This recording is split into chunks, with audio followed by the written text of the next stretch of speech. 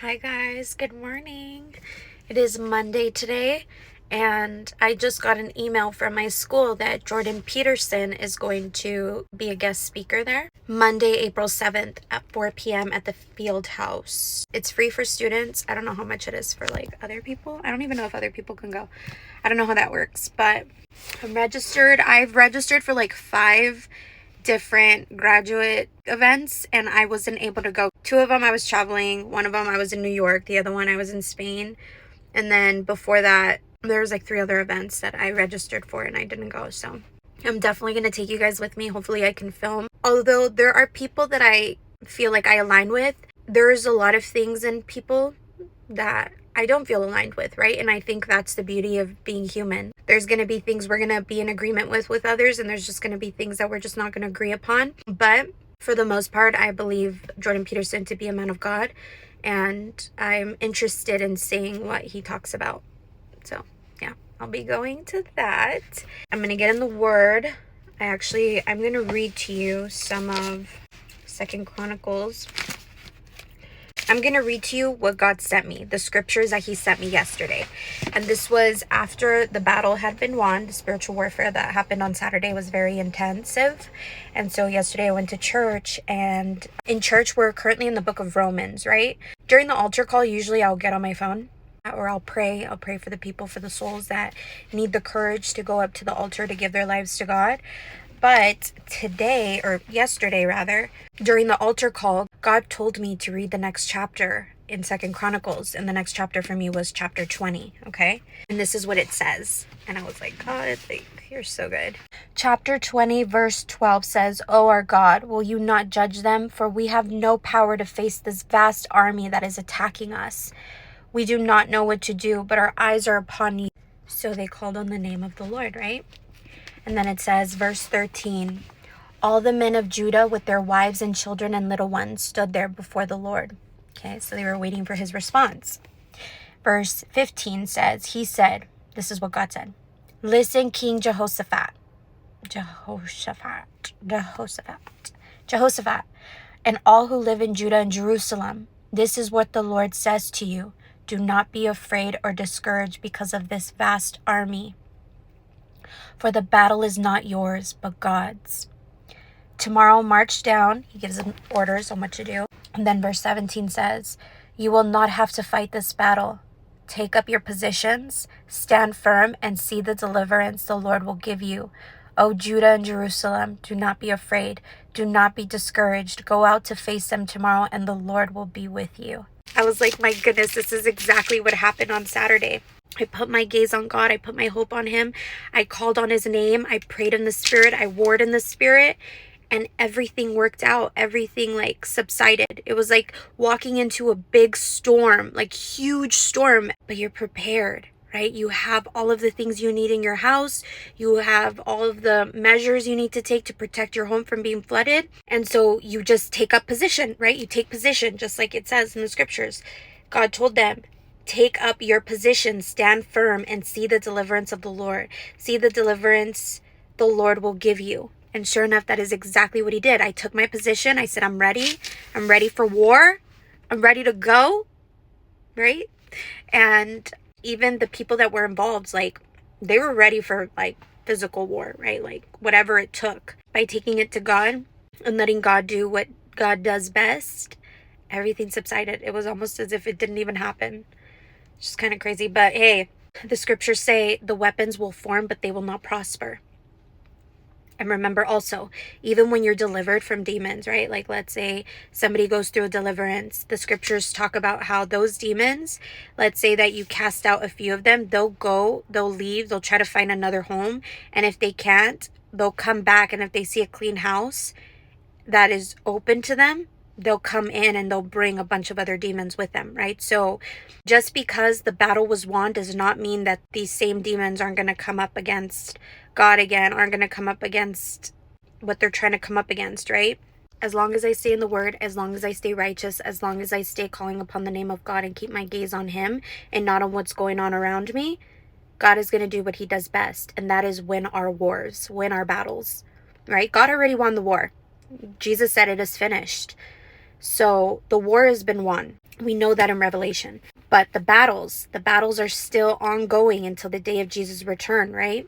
He's going to come like a thief in the night. So you better be prepared. You better be prepared. You better be prepared. With all of that being said, I'm going to finish chapter 20. And then I'm going to do some homework. And today's going to be pretty much a bit of a slow day. Because yesterday was the gym. I don't go to the gym until Wednesday now.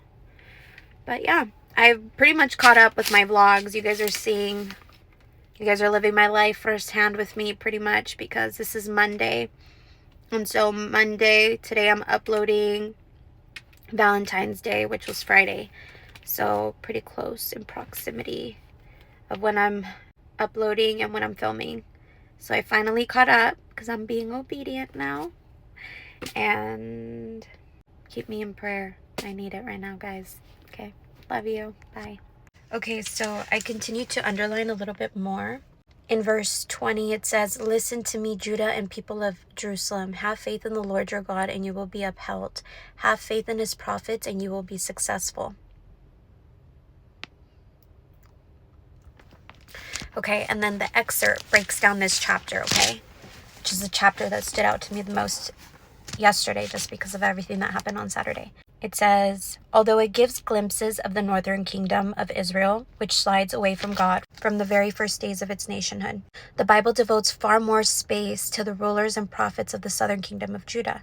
With a population barely 1/5 the size of Israel's, Judah faces formidable obstacles. Yet the southern kingdom holds certain advantages as well. Its royal family, descendants of David, stay mostly immune from the assassination plots and political intrigues that plague the northern kingdom. The temple in Jerusalem provides a strong unifying force, and of the 19 men and 1 woman who ruled Judah," which is pretty cool, I didn't know that, "at least a handful demonstrates a quality of spiritual leadership unmatched in the northern kingdom. In general, Judah proves more faithful than Israel in living up to the covenant with God. Chiefly for that reason, it outlasts Israel by nearly a century and a half." Okay, because they put God first for a very long time, until they didn't.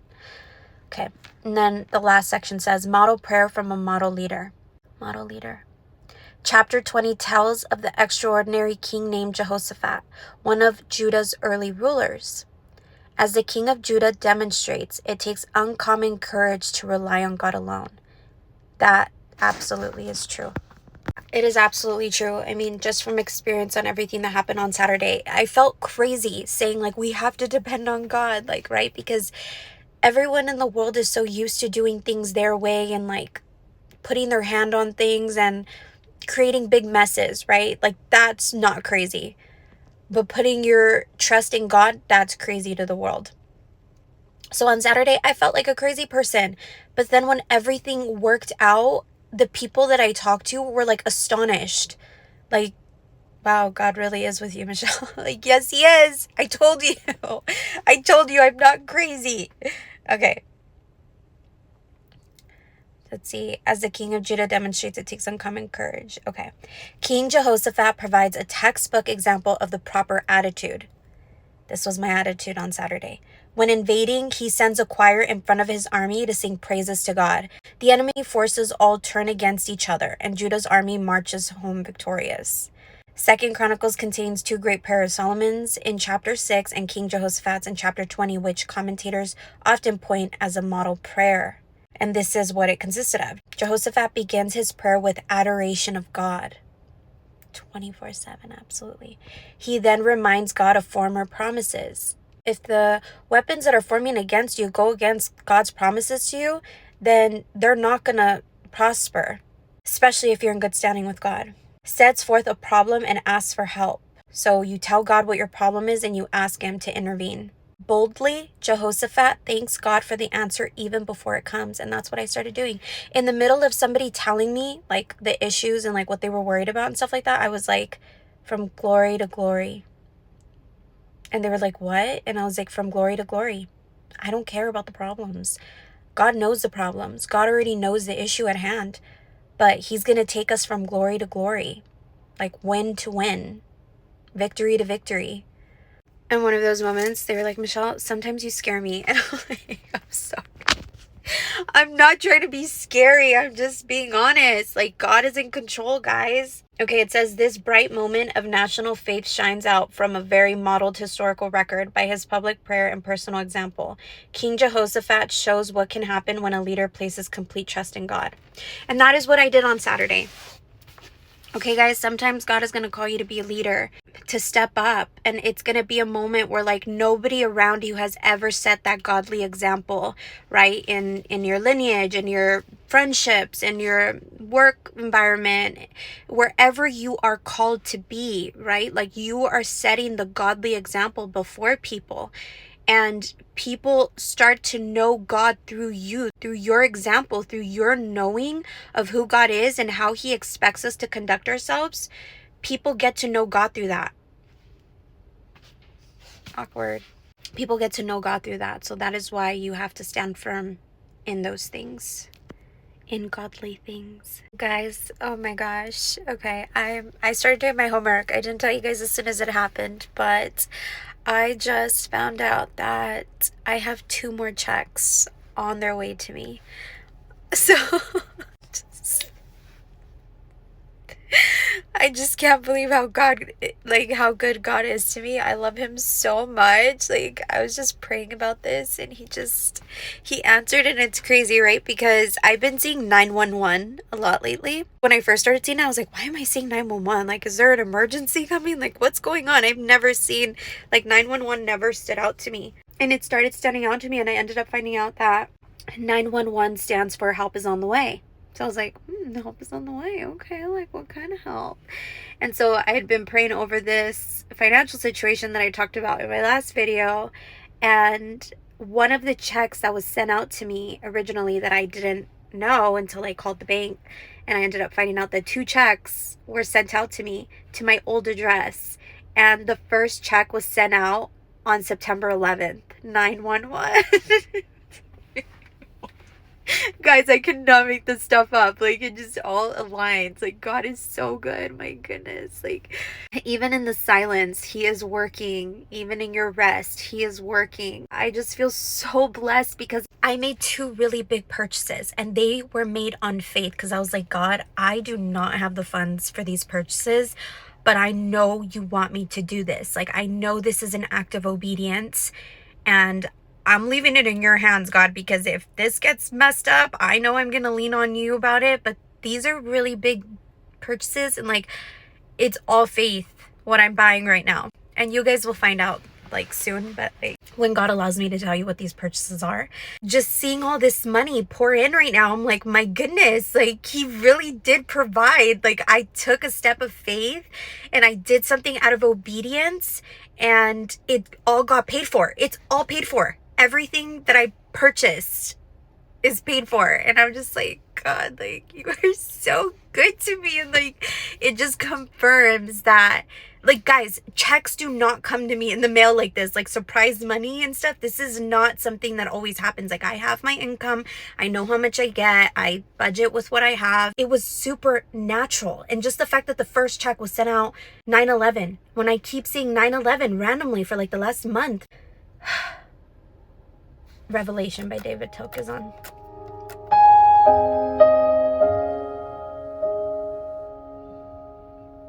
Guys, I love sharing all of this with you because it's surreal to me, so I can only imagine from an outside perspective like how all of this is, or how it's perceived. I mean, I can only imagine. Being in it feels insane.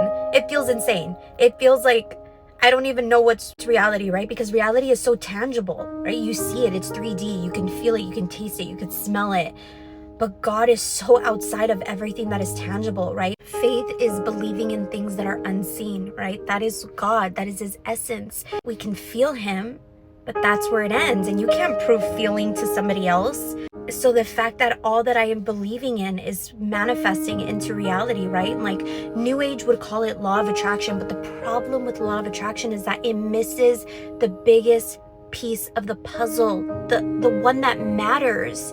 And that's God, that's Jesus, that's the Holy Spirit. You cannot have one without the other, because let's say you get into the New Age movement. You are not protected by God when the enemy comes in to attack, right? And if you're not grounded in your morals and your values, you might make a mistake that can allow you to lose everything. And with God, all of the promises, all of the blessings, they are yours to keep.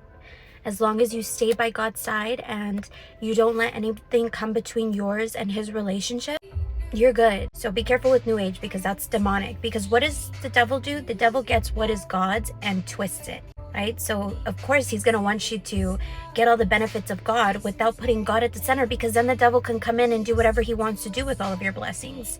Don't give him permission. Go to God. Take it to Jesus. He wants to give you your heart's desires. Do it his way, and everything will work out. I am living, breathing proof that God is real. I love you. Tell me that you want me, even though you got me. Tonight inside the front seat. Maybe we could fall in love tonight inside the front seat. To replace it, my drunk nights couldn't erase it.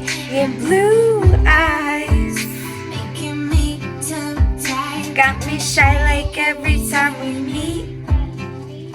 As we ride, hands are laying on your thighs, while you keep saying my brown eyes making you. Do you still feel the whistle way that I do? Maybe we could go back. Do you wanna kiss me in the taxi? Elevate my heartbeat. Way too in the night of school, but I could feel your heartbeat. Tell me that you want me, even though you got me. Tonight inside the front seat. Maybe we could fall in love tonight inside the front seat.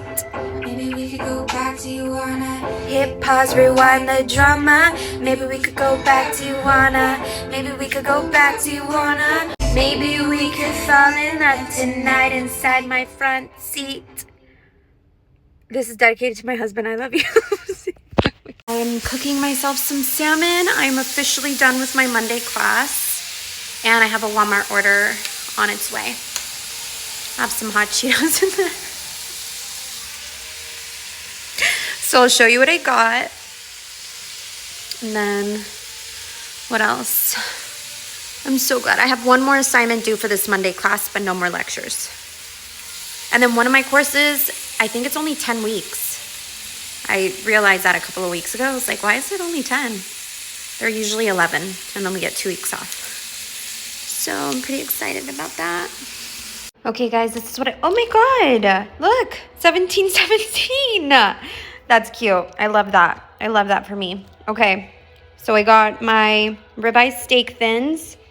You know I had to do it to him.